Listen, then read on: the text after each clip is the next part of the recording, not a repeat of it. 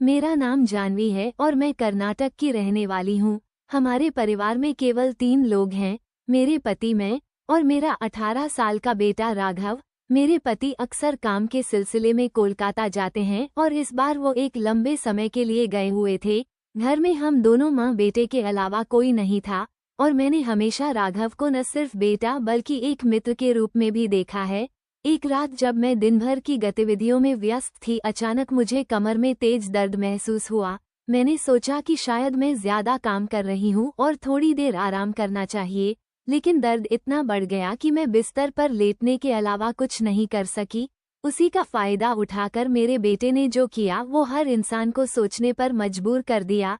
पूरी कहानी आपके सामने खोलने आई हूँ, लेकिन उससे पहले आप सब प्यारे दोस्तों से एक याचना है कि हमें सब्सक्राइब जरूर से कर दे, क्योंकि हम वीडियो तो आप ही के लिए बनाते हैं ना, तो मुझे सपोर्ट करना आपका ही फर्ज है, तो प्लीज सब्सक्राइब जरूर से कर दीजिएगा। राघव ने मेरी चिंता देखी और तुरंत मेरे पास आया और कहा, माँ आप ठीक नहीं लग रही हैं, क्या हुआ? उसकी आवाज में गहरी चिंता थी। मैं बोली, बेटा बस कमर में दर्द हो रहा है, क्या तुम मेरे कमर में तेल से मालिश कर सकते हो? मैं सोने जा रही हूँ, मुझे हल्की सी थकान महसूस हो रही है।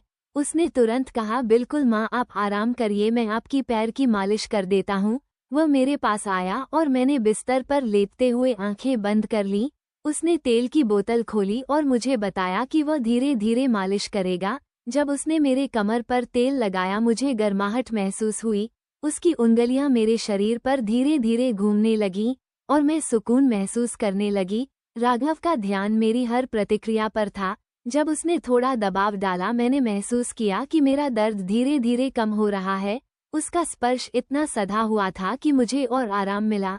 मैंने सोचा ये तो जादू जैसा है। जैसे जैसे वो मालिश करता गया मेरी आंखें धीरे धीरे बंद होने लगीं। उसकी गर्म हाथों की छुअन और उसकी मधुर बातें मुझे नींद में खींचने लगी। बस एक पल और मैंने सोचा, फिर मेरी आंखें पूरी तरह से बंद हो गईं। कुछ देर बाद मुझे अजीब महसूस होने लगा। फिर मैंने धीरे धीरे अपनी आंखें खोली और जब मैंने देखा तो मेरी आंखें फटी की फटी रह गईं, क्योंकि कमरा पूरी तरह से बदल चुका था। चारों ओर रंग बिरंगी लाइट्स जगमगा रही थी और टेबल पर एक खूबसूरत केक रखा हुआ था जिस पर लिखा था, हैप्पी बर्थडे माँ। राघव ने चुपके से यह सरप्राइज प्लान किया था। मैंने उसे गले लगाया और कहा, राघव तुमने ये सब कैसे किया?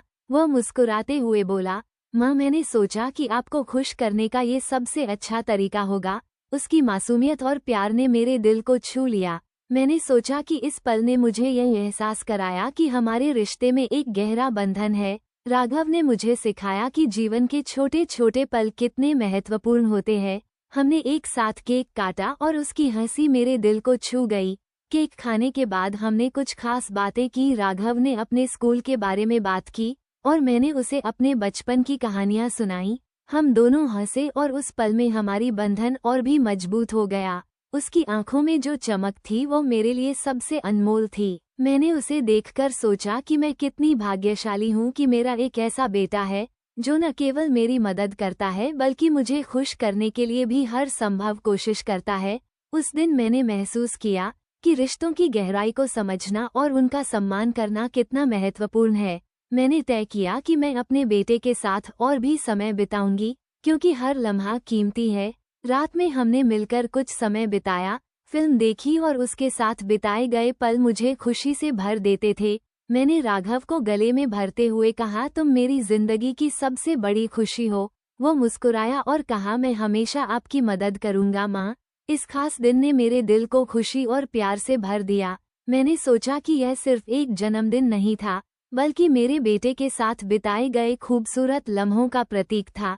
मैंने राघव के साथ इस दिन को हमेशा याद रखने का संकल्प लिया, क्योंकि यह हमारे रिश्ते की मजबूती का प्रमाण था। ये प्यार का एक नया अध्याय था जो हमें और भी करीब लाने वाला था। दोस्तों, अगर आप भी राघव की तरह अपने माँ से प्यार करते हैं तो वीडियो को एक लाइक जरूर से कर दीजिएगा।